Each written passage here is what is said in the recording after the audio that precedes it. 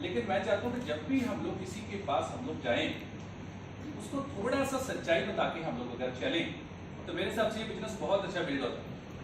अगर हम लोग उसको बोलते हैं कि आपको करना कुछ नहीं है, हमारे साथ आप ज्वाइन कर लो, और वो क्या होता है, हमारे ऊपर डिपेंड हो जाता है, वो इंडिपेंडेंट नहीं हो पाता। तो मैं चाहता हूँ कि जितनी भी कोई भी पर्सन हमारे साथ ज्वाइन करे, वो जितनी जल्दी इंडिपेंडेंट हो जाए उतना ही बेटर है। और जिन भी लोगों ने इंडिपेंडेंट होकर काम किया है वो बहुत जल्दी सक्सेस हुए हैं।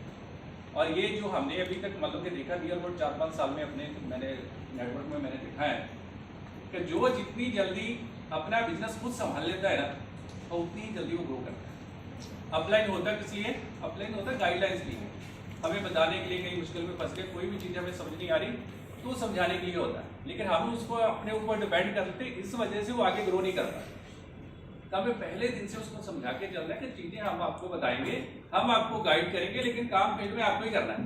कहीं 5 लोग बुलाओ, कहीं 10 लोग बुलाओ, हम मीटिंग करने के लिए जा रहे हैं, लेकिन 1 to 1 आप ही करोगे।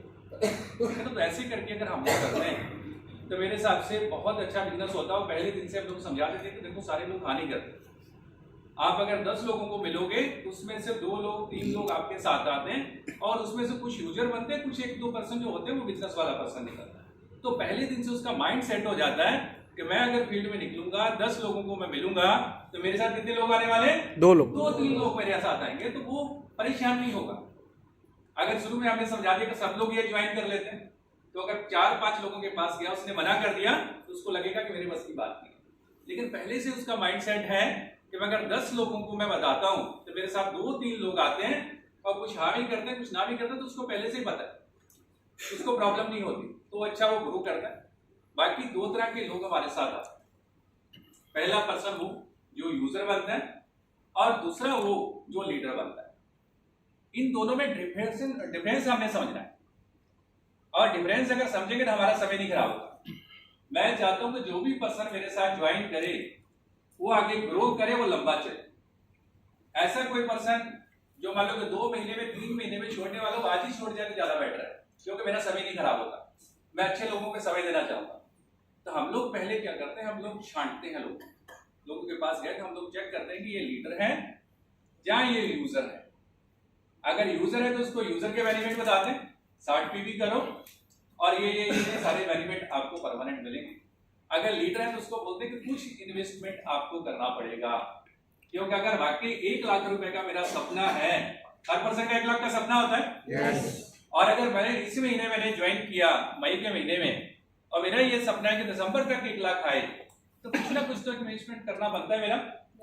और कोई भी बिजनेस बिना इन्वेस्टमेंट के चलता नहीं है, और हम लोग बोलते हैं नो इन्वेस्टमेंट। पहले यानी कि शुरू में जो स्टार्ट किया वहीं पे हम लोग मिस्टेक करते हैं। हम लोग ये बोल सकते हैं कि लो इन्वेस्टमेंट है, नो इन्वेस्टमेंट नहीं है, क्योंकि अगर इन्वेस्टमेंट हमने नहीं किया तो बिजनेस तो होगा ही नहीं। हमारे जाने आने में भी खर्चा होगा, कहीं मीटिंग में जाएंगे, कहीं टिकट लेना है, कहीं हमने ट्रेवल करना है, कहीं खाना भी खाएंगे, कोई साथ में आगे किसी को बिजनेस प्लान लगाए उसको चाय भी पिलानी पड़ेगी, तो खर्चा होता है कि नहीं होता? ये लो इन्वेस्टमेंट बिजनेस है, कम पैसा लगा के हम लोग कम समय में बड़ा पैसा कमा सकते हैं, क्योंकि हम लोग नेटवर्क बनाते हैं। ये चीजें पहले से अगर क्लियर करके हम लोग चलते हैं तो बहुत अच्छा बिजनेस ये बिल्ड होता है, और हर पर्सन के हिसाब से उसको प्लान करना चाहिए। देखो प्लान में हमारी मास्टरी है, हमें प्लान का मास्टर बनना चाहिए, क्योंकि हम लोग अभी उस लेवल से बाहर आ चुके हैं, लेकिन नए लोगों के हिसाब से हमें प्लान करना चाहिए। अगर किसी के पास फ्रेशर के पास गए, कोई उसको नेटवर्क मार्केट की अभी नॉलेज नहीं है, तो उसको उस तरीके से हमें डील करना है। अगर कोई नेटवर्कर मिल गया किसी कंपनी का, हमें उसको उस तरीके से प्लान उसको दिखा के उस तरीके से उसको डील करना है।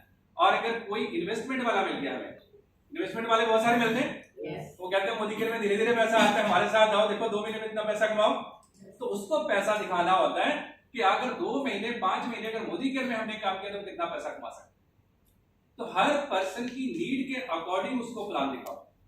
अगर नीड के अकॉर्डिंग दिखाते हैं प्लान तो उसको चीजें समझ में आती हैं। अगर एक चीज हमने रट ली और वही चीजें हम लोग सब पर्सन को बता रहे हैं तो वो सब पे काम को नहीं करेंगे। तो हमने प्लान कैसे करना है, हमने नीड के अकॉर्डिंग करना है कि इसकी नीड क्या है। नीड के अकॉर्डिंग करते तो आप देखेंगे उस पर्सन को वो चीजें आपकी समझ में आएगी और उसका बिजनेस भी ग्रो करना स्टार्ट कर देगा।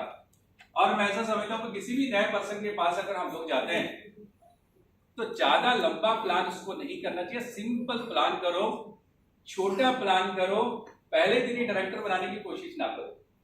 हम लोग उसको सोचते हैं कि आज इसको डायरेक्टर बना के निकलते हैं, और असल लीडर के पास क्या कि नॉलेज बहुत सारी है और वो सारी नॉलेज एक दिन में ही उसके ऊपर बिगाड़ देते हैं। तो वो कहीं ना कहीं क्या होता है, उसको लगता है कि ये तो भैया लखविंदर जी कर सकते हैं, मेरे बस की बात।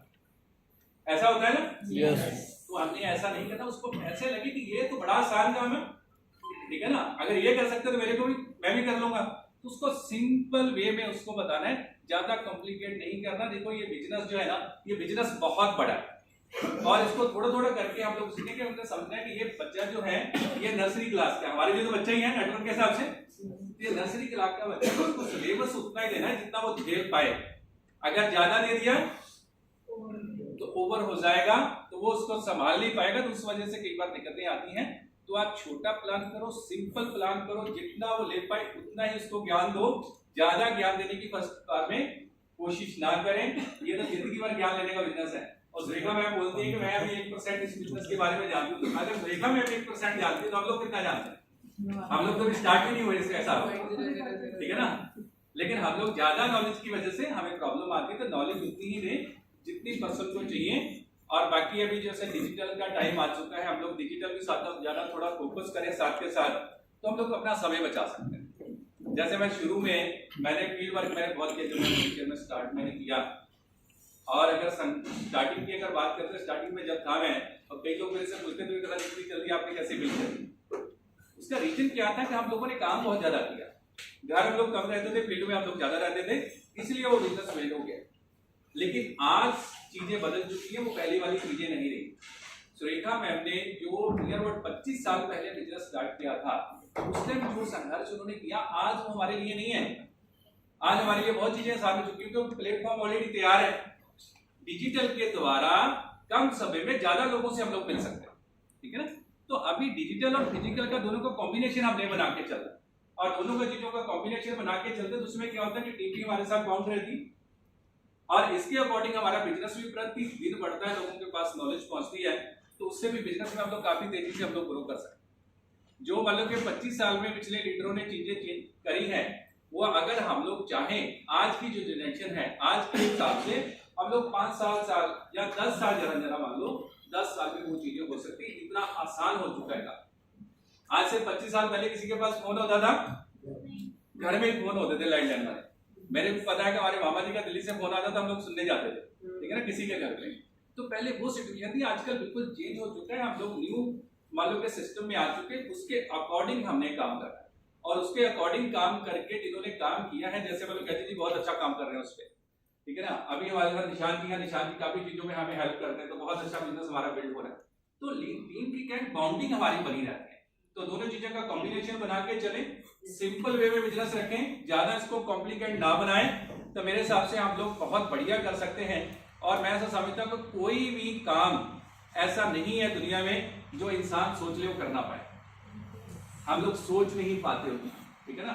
अगर सोच लेते तो हम लोग कर लेते हैं। आज मैं घर से निकला तो मैं 9 बजे घर से निकल गया था। मैं बड़ा खुश था कि टाइम से मैं पहुंच जाऊंगा, लेकिन फिर भी मैं सबसे लेट शायद मैं ही आया हूँ, ठीक है ना।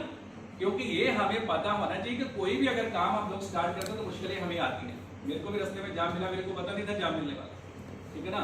बहुत सारी दिक्कतें रास्ते में आई, लेकिन फिर भी ये था विजन था मेरा कि मैंने वहां पे पहुंचना, मेरा लक्ष्य निर्धारित था। तो अगर लक्ष्य हम लोग निर्धारित कर लेते, कोई जल्दी पहुंच जाता है, कोई लेट पहुंच जाता है, पहुंचेगा जरूर, ठीक है ना। तो हमने लगे रहना है, हिम्मत नहीं हारनी।